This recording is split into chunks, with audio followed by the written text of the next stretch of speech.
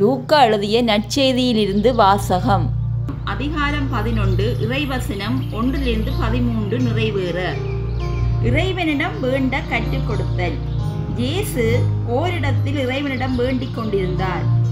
அது முடிந்ததும் அவருடைய சீடர்களுள் ஒருவர் அவரை நோக்கி, ஆண்டவரே, யோவான் தம் சீடருக்கு இறைவனிடம் வேண்ட கற்றுக் கொடுத்தது போல் எங்களுக்கு கற்றுக்கொடும் என்றார்.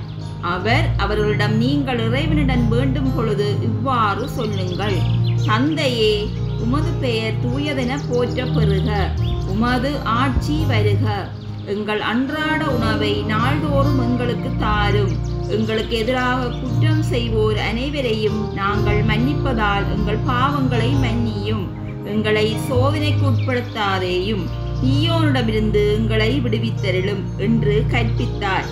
மேலும் அவர் அவர்களை நோக்கி பின்வருமாறு கூறினார்: உங்களுள் ஒருவர் தம் நண்பரிடம் நள்ளிரவில் சென்று, நண்பா, 3 அப்பங்களை எனக்கு கடனாக கொடு, என்னுடைய நண்பர் ஒருவர் பயணம் செய்யும் வழியில் என்னிடம் வந்திருக்கிறார், அவருக்கு கொடுக்க என்னிடம் ஒன்றுமில்லை என்று சொல்வதாக வைத்துக் கொள்வோம். உள்ளே இருப்பவர், எனக்கு தொல்லை கொடுக்காதே, ஏற்கனவே கதவு பூட்டியாயிற்று, என் பிள்ளைகளும் என்னோடு படுத்திருக்கிறார்கள், நான் எழுந்திருந்து உனக்கு தர முடியாது என்பர். எனினும் அவர் விடாய்ப்பிடியாய் கதவை தட்டிக்கொண்டே இருந்ததால் அவர் தம் நண்பர் என்பதற்காக எழுந்து கொடுக்காவிட்டாலும் அவரது தொல்லையின் பொருட்டாவது எழுந்து அவருக்கு தேவையானதை கொடுப்பர் என நான் உங்களுக்கு சொல்கிறேன்.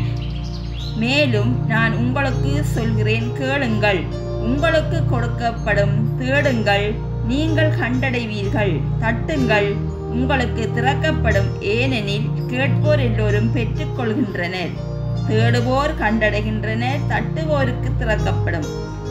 பிள்ளை மீனை கேட்டால் உங்களுள் எந்த தந்தையாவது மீனுக்கு பதிலாக பாம்பை கொடுப்பாரா? முட்டையை கேட்டால் அவர் தேளை கொடுப்பாரா? தீயோர்களாகிய நீங்களே உங்கள் பிள்ளைகளுக்கு நற்கொடைகள் அளிக்க அறிந்திருக்கிறீர்கள். அப்படியானால் விண்ணகத் தந்தை உம்மிடம் கேட்போருக்கு தூய ஆவியை கொடுப்பது எத்துணை உறுதி. இது ஆண்டவரின் அருள்வாக்கு. கிறிஸ்துவே, உமக்கு புகழ்.